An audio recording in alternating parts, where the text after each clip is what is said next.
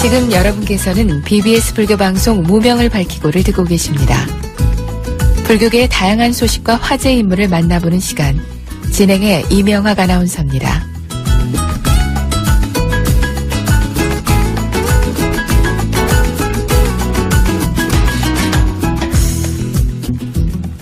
일상생활에서도 쉽게 접할 수 있는 또 다양한 수행과 명상법들 전해드리고 있죠. 청취자분들의 궁금증도 함께 풀어드리는 시간입니다. 지금은 수행시대 시간인데요.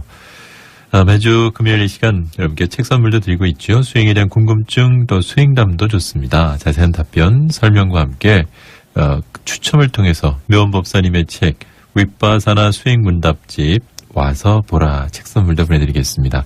단문은 50원이고요. 장문은 100원의 정보 이용료 부과되는 샵 2814의 휴대전화 문자메시지 여러분들의 많은 참여 기대하도록 하겠습니다. 자, 오늘도 쉽고 바른 수행과 명상법 전해주시기 위해서 사단법인 상좌불교 한국명상원 원장이신 묘원법사님 모셨습니다. 안녕하십니까, 묘원법사님. 네, 안녕하세요. 네, 반갑습니다. 이게 전반부에는 항상 여러분들 문자메시지 사연들 소개해드리고 또 답변도 해드리고 있는데요. 오늘도 몇 가지 사연 소개해드리고 또 본 내용 들어가겠습니다. 먼저 오늘 첫 번째 사연은 3668번님 보내주신 내용입니다. 묘원법사님을 한 번도 뵌 적은 없지만 법사님의 법문에 너무 감사드리고 있습니다. 직장 생활에서 제가 그간 30년 동안 개발 못한 아이디어를 개발했었는데 상사가 이것을 가로채고 오히려 저를 모함하고 있습니다. 저는 어떻게 해야 될까요? 회사를 그만두고 싶기도 합니다. 왜 이런 것도 제 업이라고 할 수 있을까요? 참고로 제 직장 상사는 사장의 아들입니다. 라고 해주셨습니다. 네, 이게 드라마 같군요. 또 그 사람이 네. 사장의 아들이라니까. 예. 그 아이디어 개발에 대한 자세한 상황을 제가 알 수가 없기 때문에 이 문제에 대해서 뭐라고 말씀드리기 어렵군요. 하지만 이런 일을 당하고 얼마나 마음이 아프시겠어요. 네. 사실 세상은 이런 일로 넘쳐납니다. 그래서 크게는 이런 세상에 살고 있는 것 자체가 자신의 업이라고 볼 수가 있습니다. 그리고 그런 상사를 만난 것도 자신의 업인 것은 분명합니다. 네. 그러니 우선 억울함을 푸시기 바랍니다. 자신의 공을 남이 가로채는 것은 바람직한 일이 아니겠죠. 예. 대개 이런 경우에는 능력이 없는 사람이 자신을 과시하기 위해서 그런 행동을 합니다. 좀 못나서 그런 거예요. 잘난 사람은 오히려 기꺼이 존중해주고 칭찬하면 더 좋은 아이디어가 개발될 텐데 이런 그 소화병적인 마음 때문에 이런 것들을 가로챕니다. 이럴 때는 예절이나 옳고 그름이 없습니다. 오직 자신의 이기심만 있어요. 네. 그래서 이런 것들이 바로 어리석어서 그런 거예요. 이런 어리석음은 나라고 하는 자아가 있기 때문이거든요. 네. 그래서 사실 이런 일들은 누구에게나 있을 수 있습니다. 그중에 내가 한 경우를 당한 것입니다. 그런데 또 바꾸어서 생각해 보면은 상사의 입장에서는 남이 사소한 아이디어를 자기가 더욱 크게 발전시켰다고 또 생각할 수도 있어요. 네, 한 생각을. 네. 혹은 또 상사는 그렇게 생각할 수도 있다고요. 그래서 그냥 있는 그대로 현실을 받아들이는 것이 좋겠어요. 네. 다른 한편으로 생각하면 자기에게 와야 할 공덕을 남에게 기꺼이 돌리는 것도 훌륭한 미덕입니다. 이런 미덕을 가지고 있으면 오히려 자기가 더 행복한 삶을 살아요. 네. 뺏어갔다 싶으면은 괴롭거든요. 그런데 남에게 이 공덕을 돌린다면은 행복한 삶을 살 수 있고 오히려 남에게 인정을 받아요. 네. 이런 것이 사실은 자기에게 더 큰 자산으로 될 수도 있습니다. 네. 상사가 자기를 모함한다고 했는데 이런 경우에는 나의 공을 주장했기 때문에 오는 반격입니다. 아니, 그러니까 가만히 있었으면 괜찮았을 텐데 얘기했을 거 아니에요. 그렇죠. 내 거 뺏어갔다. 억울하다 보니까. 예. 이거 안 쫓겨난 거 다행이에요, 사실은. 그래서 상사의 성향에 따라서 자신의 주장을 삼가는 것이 현명한 겁니다. 또 새로 개발된 아이디어는 어차피 상사가 가져갔다면 그대로 두는 것이 좋겠어요. 내가 한 일에 대한 공덕을 꼭 내가 받지 않더라도 누군가 받으면 이거 좋은 일입니다. 그리고 좋은 아이디어를 개발하는 능력이 있으시면 또 새롭게 개발하세요. 네. 그래서 이번 아이디어는 나와 인연이 없다고 생각하시면 좋겠어요. 그리고 상사에게 자기 감정을 표출하지 말고 더 깍듯이 대하십시오. 화풀이로 직장을 그만둔다면은 바람직하지 않아요. 또 거기 가서 또 그만둬요. 네. 오히려 이런 일을 인생의 좋은 경험으로 삼으십시오. 그리고 회양을 하십시오. 불교에서 말하는 회양은 나한테 주어진 공덕까지도 기꺼이 남을 위해서 바치는 것을 회양이라고 그래요. 아름다운 마음을 가지십시오. 네. 네네. 자, 무명을 밝히고 매주 금요일 이 시간 한국명상원의 묘원법사님 모시고 위파사나 관련된 수행에 관련된 여러 가지 궁금증 풀어드리고 있습니다. 저희가 전반부에는 여러분들의 문자 메시지 사연 소개해드리고 거기에 대한 친절한 답변도 전해드리고 있는데요. 말씀드린 것처럼 한두 분 더 소개해드리고 계속해서 또 본 내용 들어가겠습니다. 두 번째 사연은 5580번님이 보내주신 내용입니다. 묘법사님들 감사합니다. 그런데 제 주변에 있는 도반이 1년 만에 묘음법사님 책을 통해서 수행을 한 뒤에 본인은 아라한과를 증득했다고 하는데 과연 이게 진실일까요? 라고 보내주셨습니다. 참 큰일 났네요. 이 답변하려니까. 네. 네, 이런 질문은 답변하기가 참 곤란합니다. 이런 경우에 이분께서 아라한이 되었다거나 되지 않았다는 것은 말하기도 어렵고 또 말할 수도 없습니다. 결론은 제가 아라한이 아니기 때문입니다. 네. 어찌 아라한이 아닌 사람이 아라한을 평가할 수 있겠어요. 하지만 이번 기회에 도가의 성취에 대한 부처님의 견해나 상좌불교에서 도가를 어떻게 말하고 있는지 한번 설명을 드리겠습니다. 네. 그러면 제가 왜 말하기 어려운지 그렇게 얘기를 했는지 알 수 있을 것입니다. 네. 위파사나 수행은 7가지 청정과 16단계의 지혜 과정을 거쳐서 열반에 이른 것입니다. 이 과정이 부처님에 의해서 자세하게 밝혀져 있어요. 1단계부터 16단계까지. 네.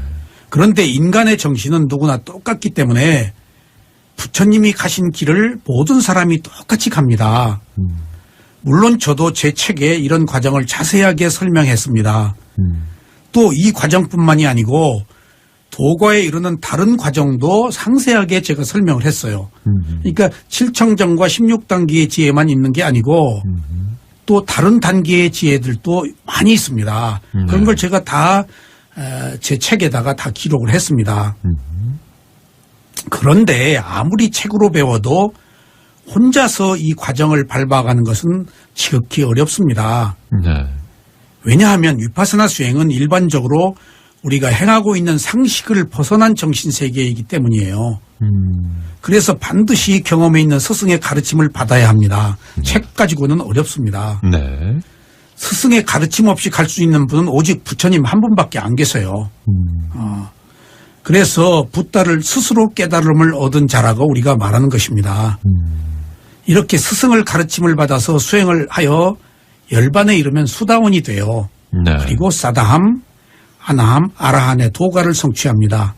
이때 이 도가가 열반이거든요. 네. 그런데 이 길들 하나하나가 험난해요. 7청정과 16단계의 지혜에서 한 단계의 지혜에서 다음 단계로 지혜로 가는데 스승 없이는 거의 어렵습니다. 해보지 않은 정신세계의 길이기 때문에.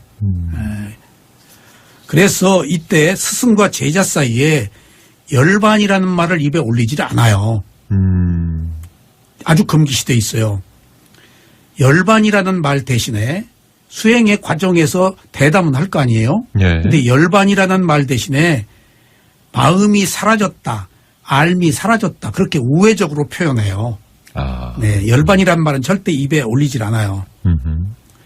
왜냐하면 열반의 상태가 아는 마음이 끊어졌기 때문에 그것을 닛바나라고 이야기하지 않고 알미 사라졌다라고 그렇게 얘기를 해요. 이때 옆에 있는 수행자들이 알미 사라졌다라는 대화 내용을 들어도 그것이 열반인지를 몰라요. 네. 절대 스승과 제자 사이에는 열반이라는 입을 부르지 않습니다. 왜냐하면은, 빨리어로 열반을 닛바나라고 그러는데 부처님이 열반을 함부로 성취했다는 말을 입에 올리지 못하게 하셨어요. 그리고 그런 말을 하면 내 제자가 아니라고까지 얘기를 하셨어요. 네. 이런 이유 때문에 수행자들은 일반적으로 열반이란 말을 입에 올리지 않습니다. 만약 열반이란 말을 입에 올리면은 스승이 제자에게 천박하다고 질타하세요. 아. 네. 예. 그리고 나무라세요. 그 이유가 열반에 이르기 위해서는 무상고 무아의 지혜가 나서 욕망이 끊어져서 집착이 끊어져야 되거든요. 네. 그래야 열반에 이르러요. 깨끗한 상태에서 무아가 조금이라도 남아있으면 열반에 못 들어가요. 그러니까 완전한 무아의 상태에서 자아가 없으니까 집착이 끊어진 상태의 정신적 과정으로 열반에 이르는 거예요. 그러니까 무아의 지혜가 없어야 이렇기 때문에 열반은 이런 과정의 결과로서 오는 것이지 이것 자체가 어떤 목적이나 그런 것들은 아니에요. 집착이 끊어진 결과로 와지는 거예요. 네. 그래서 깨달음의 세계에서는 돈은 있어도 도과를 얻은 자는 없어요. 왜냐하면 무아이기 때문이에요. 내가 깨달음을 얻었다라고 하면 벌써 자아가 있잖아요. 내가 도사다 하면은. 그러니까 이미 무아를 완전하게 안 사람은 나라는 것을 내세우질 않아요. 그러니까 내가 깨달음을 얻었다라고 말할 이유도 없죠. 그렇죠. 왜냐하면 이 깨달음이라는 수다원의 도가는 자기가 얻은 게 아니고 그 상태, 정신적 상태이기 때문에 자아가 그것을 얻은 게 아니에요. 그렇죠. 네. 그러니까 그 순간에 마음이 경험한 것을 나라고 할 수가 없다고요. 네. 그러니까 부처님도 금기시하시고 도가를 성취한 사람도 내가 얻었다는 얘기를 하지 않는 거예요. 예를 들면은 붓다는 있어도 붓다를 얻은 자도 없어요. 네, 붓다라는 깨달음의 정신적 상태니까. 네, 아라한은 있어도 아라한의 도가를 얻은 자는 없어요. 네. 도사는 있어도 도사가 된 자는 없어요. 이게 열반의 진실이에요. 네. 네, 그래서 아직 내가 아라한에 이르렀다, 수다원이 되었다라는 사람들은 아마 그것을 그렇게 되기를 하나의 바람이겠죠. 그래서 무아의 정신세계를 알면 그런 말을 할 수 없다. 그렇게 이해하시면 좋겠어요. 그러네요. 예, 이해하네요. 정말 이 수행자가 지금 말씀하신 것처럼 도과를 성취해서 열반에 이르고 나서 내가 깨달음을 얻었다고 하지 않는 것, 왜 이제 말씀하기 어렵다는 그 얘기를 이해하는 것 같습니다. 자, 정말 무아를 제대로 알면 깨달았다는 나라고 하는 자신은 없기 때문이지 않나라는 생각을 다시 한번 해보게 되고요. 이런 이유 말고도 또 이렇게 어떤 뭐 아라한을 했다, 열반이나 이런 것들에서 말하지 않는 이유가 또 있는 건죠. 네, 있습니다. 부처님께서 도과를 성취했다는 말을 하지 못하게 한 것은 만약 도과를 얻고도 얻지 못하고도 얻었다고 할 경우에는 가장 큰 죄악으로 보셨어요. 아하. 몇 가지 아주 그 큰 죄악 중에 도과를 성취하지 못한 사람이 도과를 얻었다는 것을 하나 넣으셨어요. 자신이 이르지 못한 정신세계에 이르렀다는 것은 혹세무민하잖아요. 그렇죠. 그래서 청정해야 할 수행자가 오히려 스스로를 더럽혀서 번뇌에 물든 것이거든요. 이런 사람은 나중에 도과를 얻을 수가 없어요. 거짓말했는데요. 그래서 오히려 청정해야 될 곳에 청정한 것을 거짓으로 밝힌 사람은 더 큰 과보를 받는 이유가 여기 있어요. 네. 다음에 못 얻으니까. 그러네요. 또 있습니다. 수행자가 도과를 얻은 뒤에 내가 도과를 얻었다고 할 경우에는 자신의 허물뿐이 아니고 남에게도 허물을 만들 수 있는 기회를 주게 돼요. 예를 들어보죠. 제가 가령 수다원의 도과를 성취했다고 가정해보죠. 그러면은 무심히 나도 모르게 내가 수다원의 도과를 성취했는데 라고 누군가에게 얘기를 했을 때 어느 경우에 그 사람이 저에게 수다원 도과 얻었다고 까불고 있네, 잘났어 라고 저를 비아냥거리고 수다원에 대해서 폄하할 경우에는 그 사람이 큰 허물을 짓습니다. 왜냐하면 내가 수다원이라고 한 것으로 인해서 수다원의 도과의 정신적 상태를 폄하할 경우에는 그 사람이 수다원의 정신적 도가를 폄하한 과보를 받습니다. 그러네. 부처님도 6년 동안 고행하신 다른 부처님에 비해서 고행하신 이유가 부처님이 보살로 계실 때 자기 친구가 아라한의 도가를 성취한 분이 나타나셨다. 부처님이 나타나셨다. 출연하셨다. 가서 참배를 하러 가자. 그러니까 비난을 했습니다. 부처님이. 자기가 뭐 아라한의 도가를 얻었다고? 라고 그 과보로 부처님이 6년 동안 고행하신 사실을 알았어요. 나중에. 부처가 될 사람이. 부처를 비난한 과보가. 그래서 이런 것들은 금기시하는 이유가 상대편의 도가를 폄하하면은 그 수준만큼의 그 사람의 정신적 그 도가를 얻은 사람의 상태만큼 과보를 받아요. 네. 예를 들면은 지나가는 행인의 따귀를 때린 거다고 대통령의 따귀를 때린 거다고 같겠어요? 그렇죠. 국가 내란 음모죄에 걸리죠. 네. 마찬가지로 이런 평범한 사람을 비난한 것이나 아라한이나 붓다나 도가를 얻은 사람을 비난하면 그만한 과보가 따르기 때문에 이런 것들은 또 밝힐 수 없는 문제들이 있습니다. 네. 그래서 이런 경우는 빌미를 주지 않기 위해서 말하지 않습니다.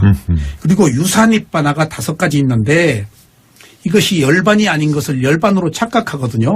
그래서 부처님이 다 밝히셨어요. 네. 무슨 열반이 가령 빛이 들어왔다 하는 것이 사람이 한 소식 깨달았다 그러거든요. 그 낮은 단계의 지혜예요. 평온함이 왔다. 그것도 낮은 단계의 지혜예요.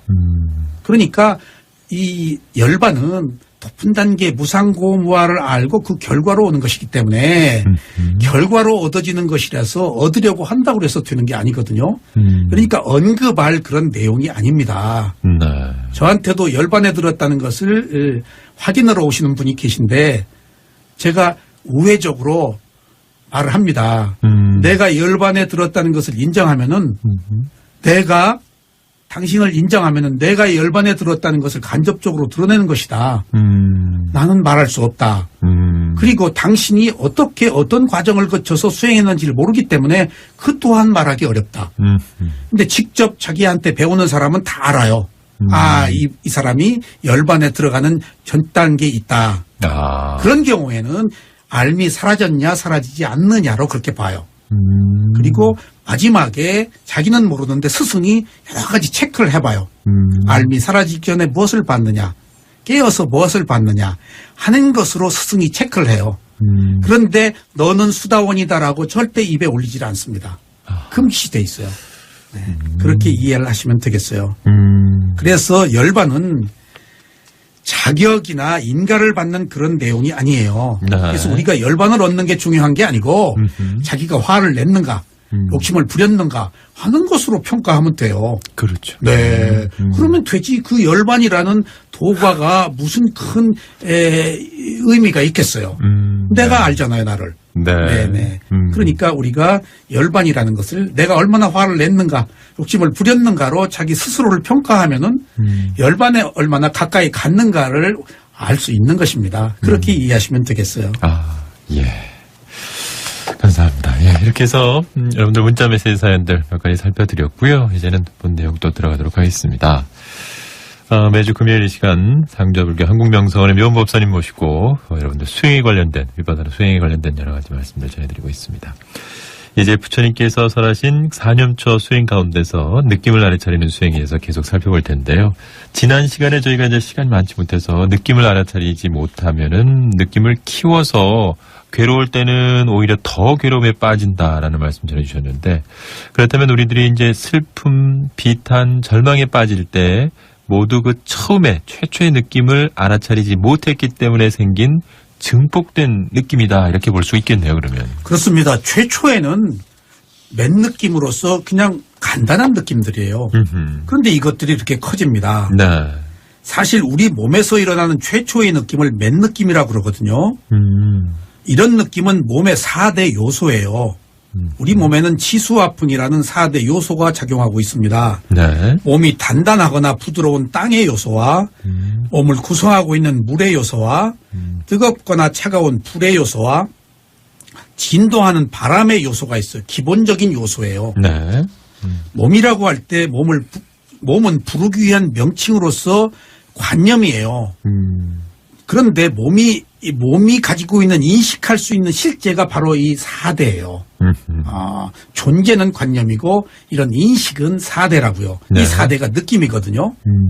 그래서 몸에서 일어난 느낌을 알아차릴 때 단지 4가지 요소의 현상으로 알아차리면 어떤 두려움도 생기질 않아요. 그리고 더 큰 지혜가 나면 이것이 나의 몸이 아니고 사실 그 순간의 몸이고 이것도 나의 느낌이 아니고 그 순간의 마음이라는 사실을 자각하게 돼요. 네.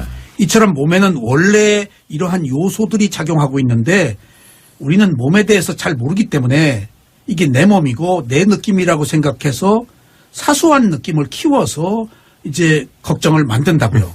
예. 그런데 수행자는 법을 보았기 때문에 육체적 괴로움이 일어났을 때 이거 단지 육체적 괴로움이라고 알아차려서 다른 상상을 하질 않아요.